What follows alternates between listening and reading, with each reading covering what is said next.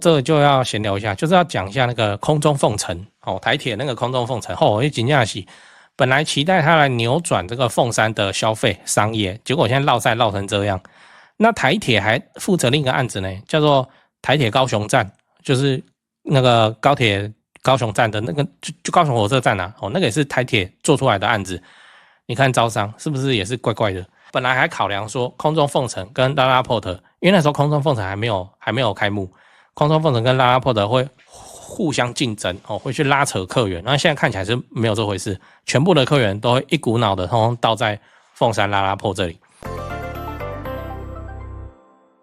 第一间自产的房子要买地段好的哦，就这样。先说结论哦，因为你那个时候你第一间嘛，你本没有很厚，所以你买地段好的房子，最差也是保本哦，那你就不会有什么压力，你就是坐等房地产的增值膨胀就好了。嗨，我是买房阿元，订阅买房阿元，我先祝你老了有房也有钱。我们上一支影片聊了买透天自产好吗？如果你还没看过的话，可以看一下。那今天我想跟你讨论第一间自产的房子要买地段好的。哦，那我们现在来讲为什么地段很重要哦。我想你也听烂了啦。哦，那还是不厌其烦再说一次，因为你现在买第一间自产的房子，你手上的银弹应该是不宽裕的嘛。哦，你是第一间嘛，只是你用掉的又是你人生中最珍贵的什么？这台湾独有台湾的特产哦，政府保给你的首购贷款8%哦，首购贷款我们先不讲新青安哦，首购贷款8%，也就是说，这是你们夫妻唯一一次开最高杠杆，然后成本最低、风险又可控的机会哦，以小博大的机会。只要你挑对房子，你的年化报酬率可以冲破33%，能跑赢大盘。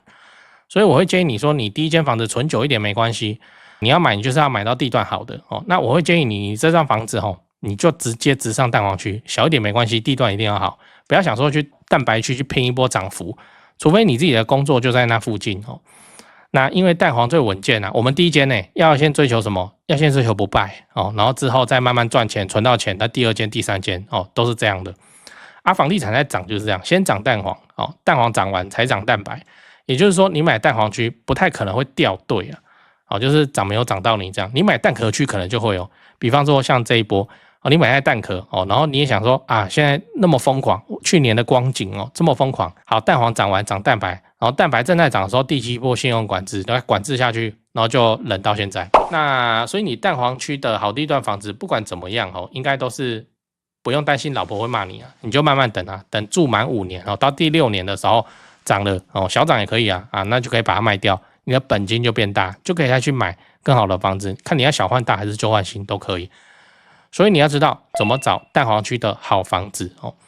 那接下来我们就来讲你要怎么找蛋黄区的好房子。虽然我们说蛋黄区就好，但蛋黄区你这个看 Google Map 那个行政区还是很大的还是有涨得快跟涨得慢的标的啊。那怎么选呢？好，我的建议是，第一，先看重大建设。你做完功课以后，你会发现说这个蛋黄区还是会有重大建设在盖。重大建设对政府来说是不能停的东西啊，反正它就是一直会盖，你就直接冲了吧这个机会会比较少见，因为蛋黄区的那个重大建设成本很高了，重大建设数量不会多那以高雄来说，重大建设附近就比方说高铁进高雄，比方说富邦凹子底 BOT 案比方说亚洲新湾区，这个就是现在还在进行中的重大建设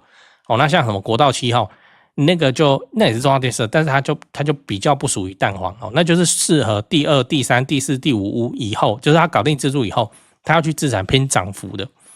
来，第二个，人口稳定成长这个就蛮有机会的，就是这一区宣布有什么大公司要进驻，像高雄最夯的就是什么台积电嘛高雄台积电在楠梓那边，所以会带来一波人口的一路成长，那就会形成当地的房子不够租也不够住的情况，房价上涨就很正常。那这边会有一个细节因为我们只会持有满5年，5年要满所以是第6年第1天所以通常大家都在讲说房子要放6年就是这样来的。那你就要算一下时间，比方说我讲一个重大建设叫高铁进高雄它重不重大？重大，非常重大，然后也会有相当多的企业会因为高铁到高雄那附近租办公室，然后带来工作人口，没错。可它很久啊，它现在看到比较可靠的指标是2039年预计通车，预计那你这个重大建设以我们看那么久来说，它一定会延期的嘛。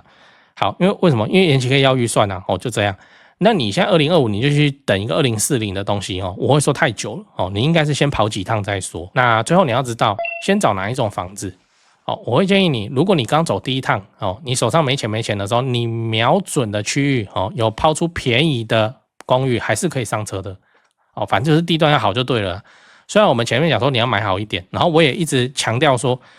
高雄的电梯大楼，可是如果你有看到那个大坪数的公寓，阳台都帮你外推好了，住起来其实是相当舒适，它又是2楼3楼的话，那其实没有不行。公寓本来就是给手上银弹最少的首购族群去买的东西那你又挑在蛋黄附近，又有重大建设又会在6年之内完工那就没有什么问题你先上车再说。我要表达的是，你先上车再说。如果你再加一点，或者你跟亲朋好友东凑西凑一点，你就可以上电梯大楼2房，那你就去嘛这没什么问题。真的，你以高雄的房价，你凑一凑借一借，应该可以直上电梯大楼的3房。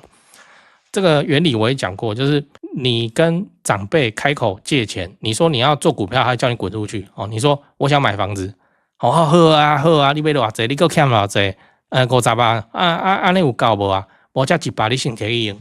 都这样子那个长辈对买房子还是有一个迷之执着就对了我讲的是大部分的情况。如果你的长辈就不是这种，那也不用来特别在留言区讲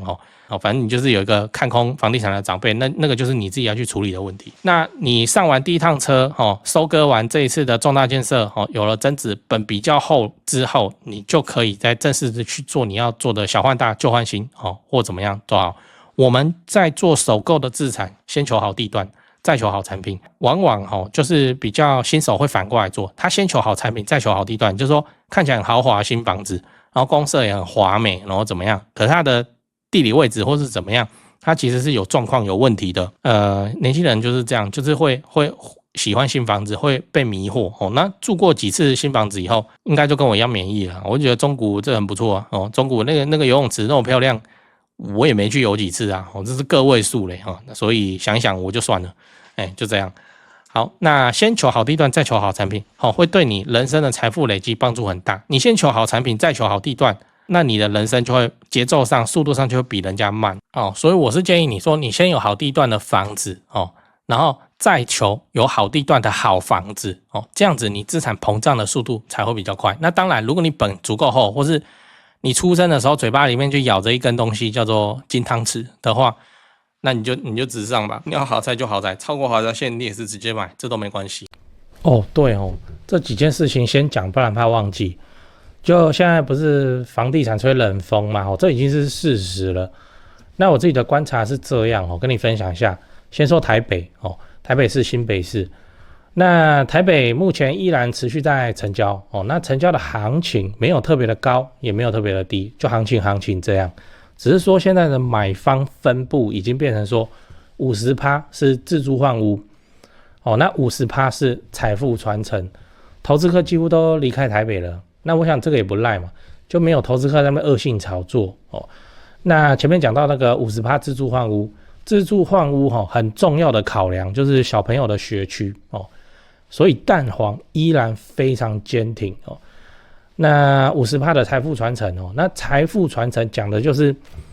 就天龙人嘛有钱的天龙人，那通常都是怎样？长辈就是看生几个小孩，然后每个小孩一人帮他们买一间这样要给小孩的这种属性。所以他那个也没有要投资，也没有要炒作啦，就是保值就好财富传承那你有钱，你要放在全台湾最顶尖的房地产市场来自住换屋或是财富传承都可以只是说现在成交在4500万以上已经是目前的常态我居然还有观众去买超过1亿的大安区房子，然后他们说我台北前辈的团队服务是非常的顶级他们的家族很满意这样对，所以你要看那些财富传承用的房子或者好学区的房子你就加我前辈的 LINE 小老鼠拜台北，小老鼠买台北这样加了，你就看到他的大头贴那个是助理在顾的那他们会不定期的 po 这些房子给你参考。 OK 那讲完台北讲高雄高雄的情况是也一样市场降温那之前的乱买乱出价族群就不见了，我认为这样很好，因为这样子我们就可以专心瞄准重大建设，就比较不会有那外行乱出高价的乱，你知道。那自从我拍了会员影片我会员影片不是都会拍重大建设嘛，那陆陆续续我拍了高雄的重大建设有南子台积电到凹子底3大开发案、富邦凹子底 BOT 案，到71期4地重划、新高雄火车站，到亚洲新湾区你们观众很奇怪我拍一个重大建设，你们就跟着买一个重大建设附近。高雄我是很有信心没想到说，这个观众好像比我还有信心买的比我还贵，买的比我还多，真是蛮夸张那看好高雄，你瞄准重大建设，就找我推荐的台湾房屋美术之星店那在高雄你要卖还是要买那你就给他们一条龙就好了，就跟我一样，我过去10几年都是他们处理的，这是真的那我付的中介费这样子加起来早就超过7位数，那你看我还是愿意推荐他们就是真的很没问题嘛很专业很 OK。 他们的赖是小老鼠 go go go go go 小老鼠5个 go那他们有答应我说会 po 在这只赖的房子是都会挑过就是专门给买房阿元的观众。那这些房子都怎样，都适合自产，也都在重大建设旁边，你可以加那个赖来看看高雄没有台北那么贵祝你自产顺利，来高雄玩得开心，赞赞。讲故事，这是一个我听来的故事，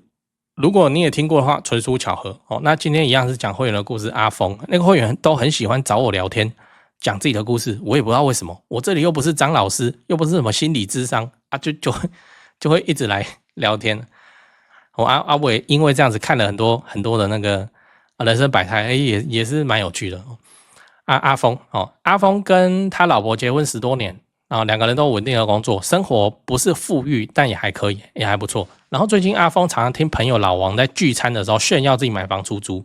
每个月有一笔租金固定入账听了就很羡慕。那个有一天吃完晚饭以后，他随手刷手机就对老婆说，老婆你觉不觉得我们也来买一间房子来收租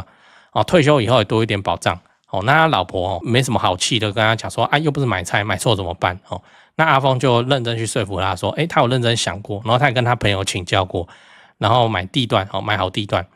OK。 那他老婆就问他说什么叫做好地段那阿峰就说区域要热门，有重大建设或捷运百货公司这种，那人口稳定成长的趋势就很容易出租当然是贵贵的话就来买比较小的、比较老的、比较破的，那他的地段是好，应该就不太需要担心出租，原因是租客是租方便比方说北漂的人，他就是会租公司附近，他不会再管说这个如果我租到那个淡水去的话，我可以有新房子大间那通车通勤这样每天1个半小时他还忍受，那不会租房子就是通常就是租在公司附近所以你买老一点、小一点、破一点是没有关系而且也很保值。然后他老婆听完之后有点兴趣，那阿峰就拿出自己整理的资料说凤山不错他们高雄他说凤山还不错，拉拉破车要开了，之后看起来会越来越热闹，尤其是看到那个台北南港拉拉破开幕的新闻然后觉得说哇，这个知道有一间百货公司，但是不知道它里面那么潮日系的品牌那么多看起来就是个很不错的地方然后它的规模那么大，它一定要养非常多的员工那些员工在日商工作也不会轻易换工作 OK。 所以他认为凤山还不错，而且凤山就比那个高雄市里头新湾区农职六还便宜很多嘛，他就相信说未来会有很多人搬过来住。然后他老婆想一想之后，也是跟他去看房子，真的去凤山走一圈，预售、中古他们通常都有去看。然后他有告诉我一个现象，就是那个离凤山拉拉铺很近，对面全部都是什么2层楼、3层楼的老破透天，没有人要卖。后面的街区也一样，没有人要卖，因为后面的那个街区凤山拉拉铺前面那一台老破透天的后面街区再过一条马路就是家乐福了所以那个本来就是一个很少释出、很少买卖的地方，虽然都是老房子、破房子，都是透天就没有要卖，所以他们只能看远一点，看一看之后选中附近一个公寓先说不是在迷村就是附近的公寓。好，那就现在开始在做装潢整理，等到装潢好了以后，他就预期要来租给贵哥贵姐。我也相信你就在拉拉破的这么大规模的民间投资上你附近你专做出租，然后贵哥贵姐现在收入不是台积电等级，但是应该也是 OK 嘛，也是稳定嘛，对吧？然后我就认为他做的这个决策还可以了，还不错了。好，所以这就是说，好地段可能不是像你想的，你台北市一定要信义计划区的市政府附近才叫好地段，而是你用小范围来看当地有当地的好地段。凤山怎么会被人家说好地段但是凤山拉拉破就要开了，它会扭转凤山那边的格局。这个就要闲聊一下，就是要讲一下那个空中凤城哦，台铁那个空中凤城哦，真的是本来期待它来扭转这个凤山的消费商业，结果现在绕赛绕成这样。那台铁还负责另一个案子呢，叫做台铁高雄站，就是那个高铁高雄站的那个就高雄火车站啊，哦，那个也是台铁做出来的案子。你看招商是不是也是怪怪的？本来还考量说空中凤城跟拉拉 port， 因为那时候空中凤城还没有开幕，空中凤城跟拉拉 port 会互相竞争哦，会去拉扯客源。那现在看起来是没有这回事，全部的客源都会一股脑的通通倒在凤山拉拉 port 这里。凤山拉拉 port 你知不知道？就是你从市区往凤山走，如果看到一个慈济的城堡，那后面就是了，现在在施工的那个工地就是了。你有空你去附近绕一绕，真的没有什么新房子，通通都是那个公寓透天，然后那个公寓有4层楼，军宅哦，军宅很多。他就买那个后面那附近哦。我们买重大建设就是这样嘛，我们就知道它不好到好这一段的利润涨幅才会高，你好到更好，那个锦上添花哦的威力都没有雪中送炭强。如果啦它未来做得不错然后有持续在聊天的话，我看看说不定等到6年后他把这一间处分掉我如果还约得到那个阿峰的话就约他来上我的节目来聊聊看那来跟你分享看看重大建设附近的证据操作起来流程模式然后租客管理大概是长什么样，看他有什么心得。